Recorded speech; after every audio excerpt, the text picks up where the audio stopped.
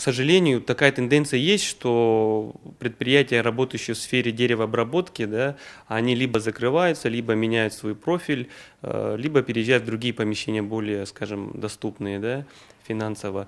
Но на их место приходят другие предприятия, предприятия, работающие тоже в сфере производства. То есть, например, у нас появился ателье по пошиву национальной одежды, у нас появилась фабрика по производству трикотажных изделий, да.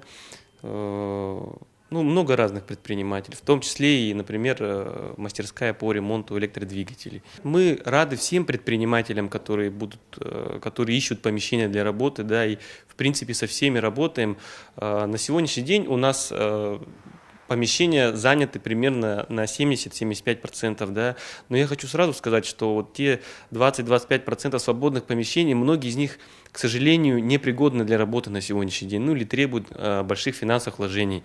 Мы рады всем предпринимателям, как такого конкурса у нас нет, и в принципе работаем со всеми, а также оказываем господдержку, стараемся с фондом помогаем, с центром поддержки предпринимательства и так далее. Ежегодно мы работаем с федеральными структурами, да, и привлекаем федеральные деньги, то есть по прошлому году мы смогли привлечь, скажем, 4 миллиона рублей, да, и эти деньги, они идут непосредственно, скажем, на маркетинговую поддержку предпринимателей.